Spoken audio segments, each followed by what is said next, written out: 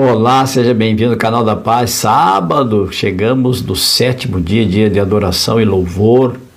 Fique comigo até o final, quero orar com você. Você sabia que a palavra de Deus, a Bíblia, é o livro mais lido do mundo, mas ao mesmo tempo o menos praticado?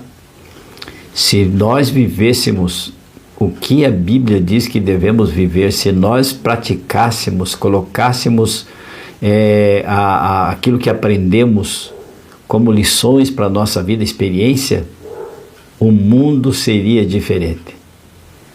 Olha o que diz Isaías na nossa meditação hoje, sábado, capítulo 55 e o verso 11. Diz assim: assim será a palavra que sair da minha boca. Assim será a palavra que sair da boca de Deus.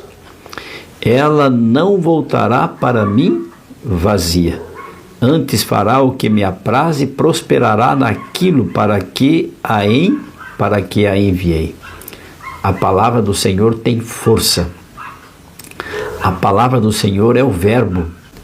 João capítulo 1 e o verso 1 diz assim: no princípio era o verbo, e o verbo estava com Deus, e o verbo era Deus. O Filho de Deus era o verbo, e Jesus veio a este mundo como a palavra viva e eficaz. E diz o profeta que a palavra de Deus semeada, a palavra de Deus plantada, a palavra de Deus divulgada, replicada, multiplicada, ela não volta atrás, porque ela é uma semente que produz o fruto no seu devido tempo. Ela não volta vazia. Então veja que a Bíblia já salvou e alcançou milhares de milhões de pessoas. Em comparação ao mundo, o tamanho do mundo, a quantidade de habitantes que temos na Terra, quase 8 bilhões, é bem pouco. E se somar todos os habitantes que viveram desde Adão até hoje, os que viveram verdadeiramente, piamente a palavra de Deus são poucos, mas ela produz frutos.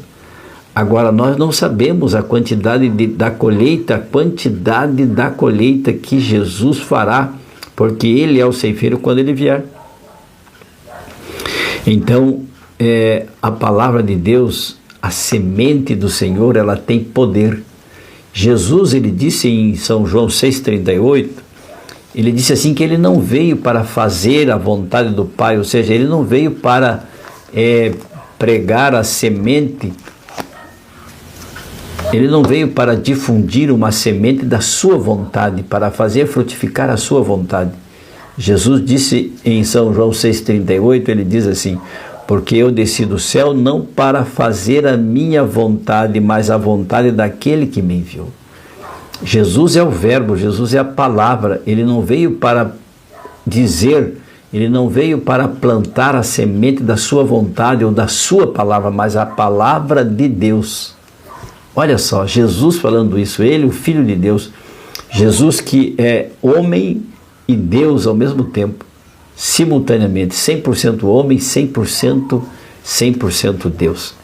Jesus disse: eu não vim para fazer a minha vontade, eu não vim para semear a semente da minha vontade, mas a semente que frutifica, aquela que é plantada, aquela que é semeada e não volta vazia.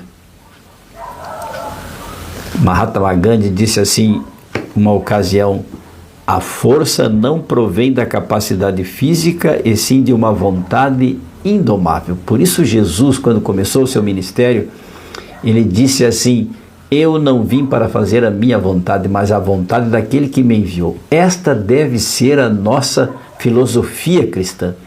Esse deve ser o nosso caminho.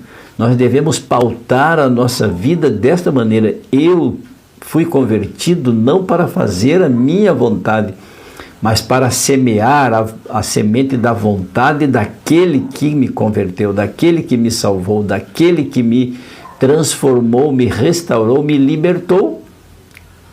Eu vim, ou melhor, Jesus disse: eu vim para fazer a vontade do Pai. E nós dizemos assim: eu fui batizado, eu fui transformado, eu fui selado pelo Espírito Santo não para fazer a minha vontade, mas a vontade daquele daquele que me convenceu do pecado, a vontade daquele que me libertou, porque o Espírito Santo,